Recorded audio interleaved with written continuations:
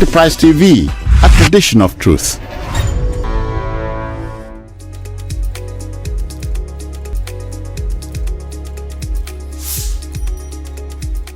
Having the conversation of the former president of Nigeria, talking about former president Olusegun Obasanjo, a man who was supposed to be a very formidable and a pragmatic leader in Nigeria, having led the first democratic elected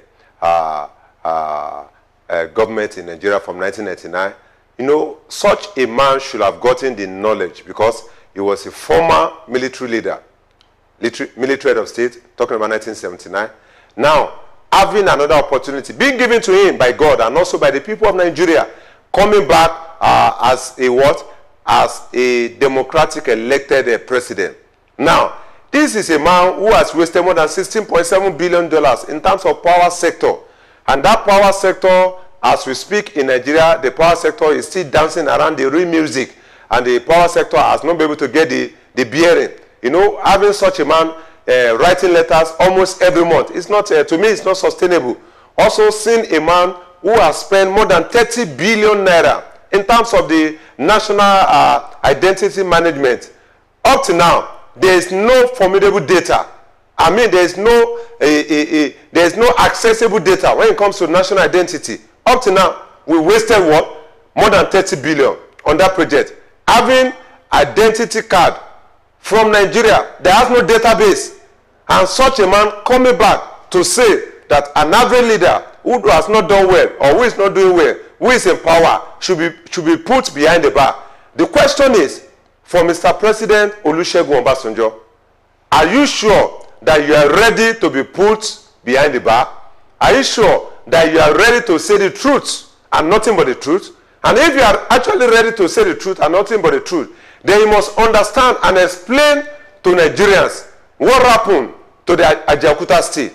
You must be ready to explain to Nigerians what happened to the what? To the power holding sector, whereby a lot of privatization was done under your administration with your consent, and a lot of public owned properties were being sold to private individuals in Nigeria, and up to now, no financial reward or revenue into the federal government.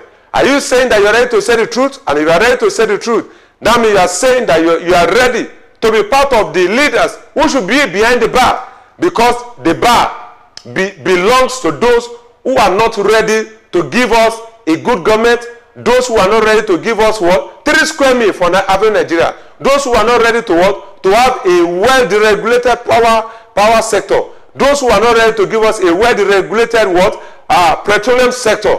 This is why I am saying that President Olusegun Obasanjo and every Nigeria is saying that you are not part of those who we should listen to in terms of credibility, in terms of a corrupt-free leader. We have more than 70% of your ministers who has looted the economic gains of Nigeria. During your administration, a lot of positive gains were coming to Nigeria, and a lot of loans that you were servicing. You told us that those loans were being what? Were being forgiven. The Paris Club, the Paris loan here and there. But up to now, we are having a data recently that Nigeria is still servicing debt, including Paris debt. So who is expected to be behind the bar? That means a man who is calling for such a particular notion, a particular narrative, should be part of that same narrative. That is, we are saying that no more corrupt leader in Nigeria.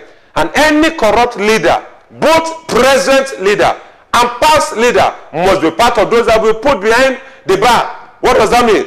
That means after you leave the presidency, no more impunity for anybody.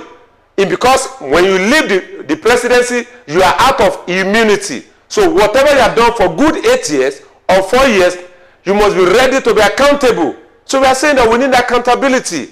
We need integrity. And don't forget also, when we talk about integrity, integrity does not necessarily mean that you are not stealing money. You can be a leader in power and you are not stealing money, but you are mismanaging the resources. So it's possible that you can mismanage the economic resources of Nigeria even without stealing. So it's possible that maybe Obasanjo is telling us that he has not stolen Nigerian money or he has not embezzled. But if you are part of the mismanagement process of Nigerian economy, then you should be behind the bar. That's what an average Nigerian is saying. And we are also saying that what is happening at Sambisa, you said all the security challenge is already under control. But up to now, we've seen that the military are not in charge of anything. A lot of local government has been taken over by the Boko Haram. Even during your own administration. And up to now.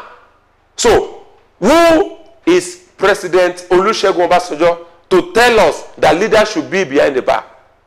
He has actually brought about a good narrative. But such a narrative shouldn't have come from him.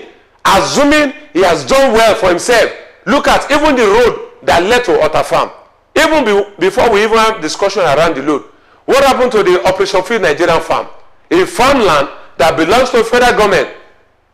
Olusegun Obasanjo converted same land into his personal property. And such a man is calling for credibility. Where is the credibility and sincerity under the administration of Obasanjo?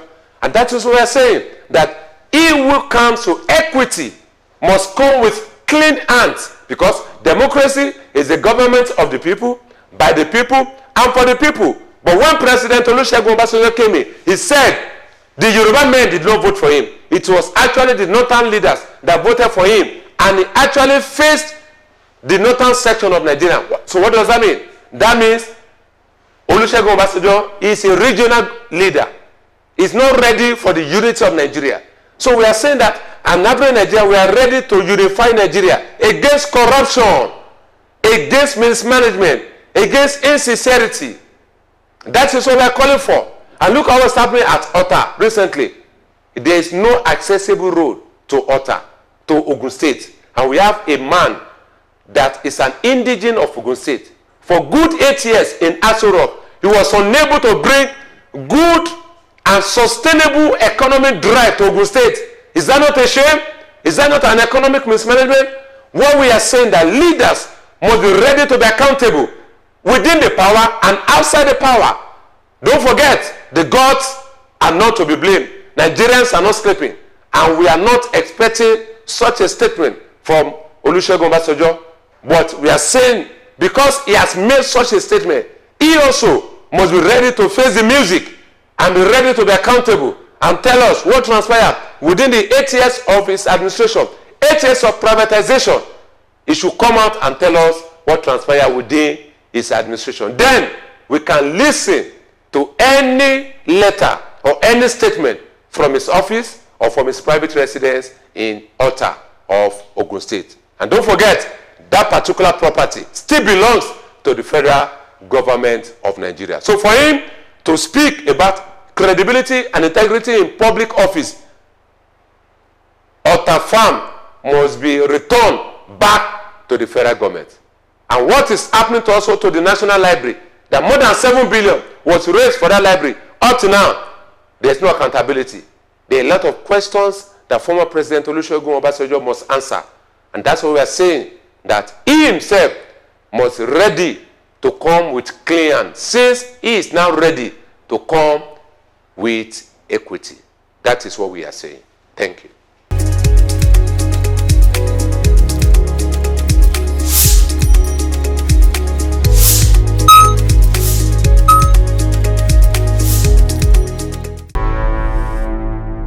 Enterprise TV, a tradition of truth.